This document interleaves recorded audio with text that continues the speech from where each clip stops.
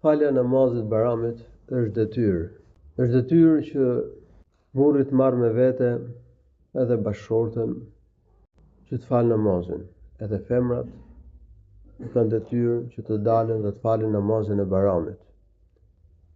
Pasi i dërguari i Allahut sallallahu alaihi wasallam ka dhënë urdhër që dhe gratë të dalin të falin namazin e Bayramit, ai sa العواتق وذوات الخدور يشهدن الخير ودعوة المسلمين وتعتزل الحيض المصلى.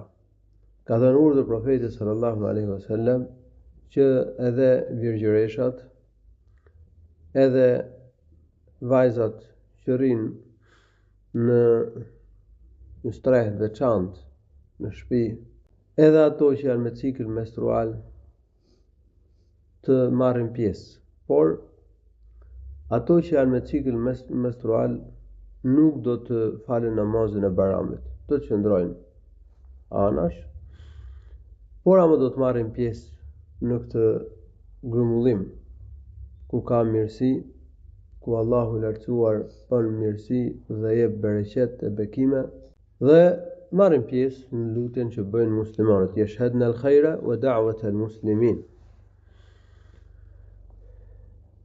Në lidhje me kohën e namazit të Bayramit, koha e namazit të Bayramit hyn atëherë kur hyn koha e namazit paraditës, si namazit fitr Bayramit edhe të Kurban Bayramit.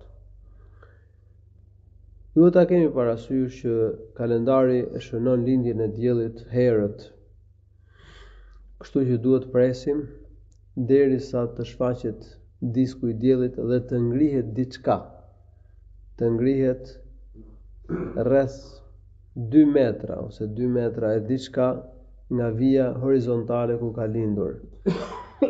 Por në qoftë se ndodhemi në një lugin ku ne nuk e shohim diskun e diellit në momentin e lindjes së tij, atëherë shohim momentin kur bien rrezet e para të diellit mbi majat e maleve.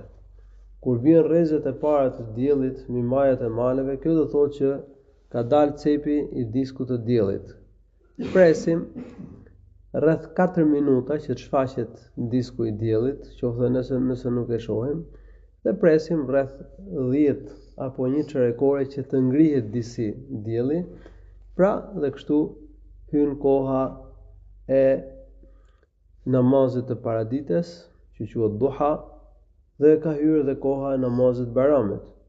Ka treguar një sahab që thirrej Abdullah ibn Busr, ose transmetohet nga ky sahab, se kanë dalë me fal një namaz fitr Bayrami ose Kurban Bayrami, edhe ai e ka kritikuar daljen me vonesë të imamit për faljen e namazit Bayramit dhe ka thënë në këtë kohë ne e kishim përfunduar namazin me profetin sallallahu alaihi wasallam, ishte koha e kur hyn namazi i paradites, pra ishte koha e namazit paradites. Wa dhalika hina at-tasbih, kështu thuhet në hadith.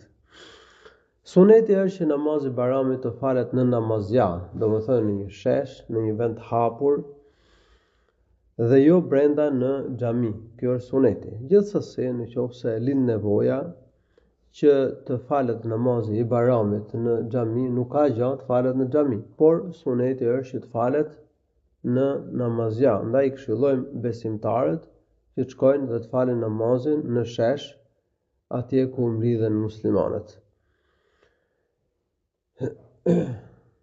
Namazi i Bayramit nuk ka as ezan dhe as ikamet. Nuk ka një thirrje të veçantë që bëhet për faljen e namazit Bayramit. Kështu pra transmetohet nga shokët e profetit, nga Abdullah ibn Abbas dhe nga Xhabir ibn Abdullah, nuk është thirrur as ezan, as ikamet për namazin e Bayramit dhe as ndonjë thirrje tjetër. Namazi i Bayramit i ka 2 rekate, pra si namazi i xumas. Por në ndryshim nga namazi i xumas ka tekbire. Tekbire në rekatën e parë dhe tekbire në rekatën e dytë. Përmarrjen e tekbireve ka dy mënyra. Mënyra e parë, e cila është sipas sunetit, pas tekbirit fillestar merren dhe 7 tekbire të tjera. Pas tekbirit fillestar dhe para fillimit të këndimit të surës Fatiha. Kështu, imami merr tekbirin fillestar, këndon lutjen e hapjes së namazit, subhanakallahumma bihamdik wa tabarak ismuka wa ta'ala jadduka wa la ilaha ghayruk. Pastaj merr tekbirin. Pastaj i bën rresht 7 tekbire. Pastaj këndon a'udhu billahi minash shaitanir rajim ose a'udhu billahi as-sami'il alim minash shaitanir rajim min hamzihi wa nafthihi wa nafthihi. Bismillahir rahmanir rahim. Edhe këndon surën El-Fatiha. E kryen këtë rekat. Pastaj çohet të fal rekatin e dytë. Edhe në rekatin e dytë i bën para këndimit të surës El-Fatiha i bën 5 tekbire. Këto 5 tekbire janë veç tekbirit të ngritjes në këmbë. Këndon surën El-Fatiha, një surë pas surës Fatiha, edhe pastaj bie në ruku. Vazhdon namazin deri në fund. Kjo është mënyra e parë e marrjes së tekbireve dhe është e saktë. Ka 2 hadithe të sakta që dëshmojnë për të. Është hadithi që ka transmetuar Amr ibn Shuaib an abihi an jaddi dhe një hadith tjetër që transmetohet nga Aisha radhiyallahu anha. Mënyra e dytë, që gjithashtu është e saktë, është sipas sunetit, ka hadith dhe ka dhe ethere athar të transmetuara nga shokët e profetit që dëshmojnë për të. Merret tekbiri fillestar, imami merr tekbirin fillestar, këndon lutjen e hapjes së namazit, pastaj i bën 3 tekbire rresht, njëri pas tjetrit. Pastaj këndon surën El-Fatiha dhe një surë pas saj, pastaj bjen ruku.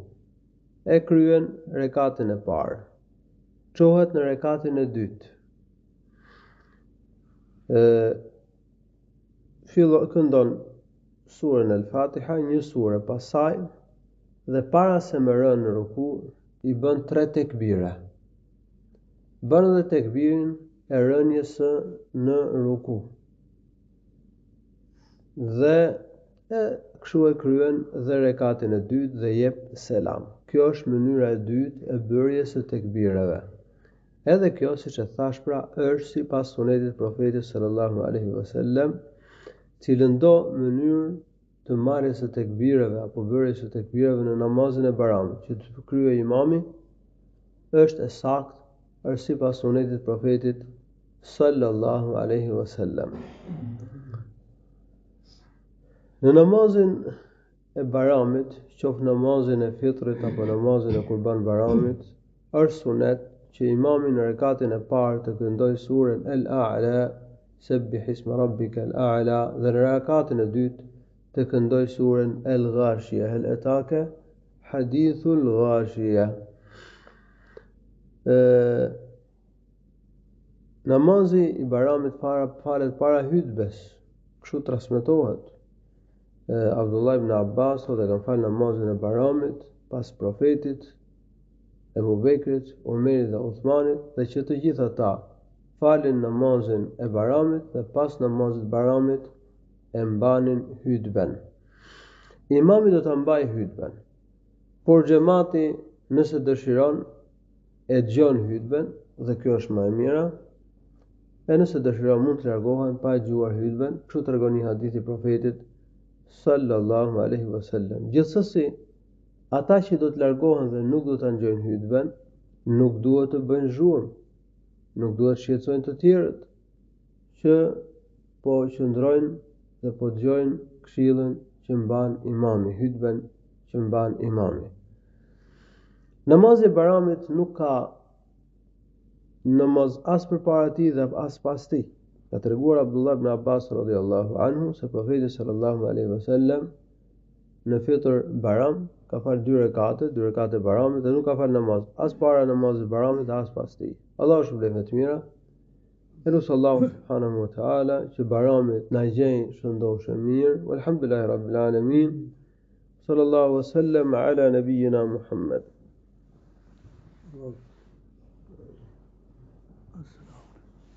Salam.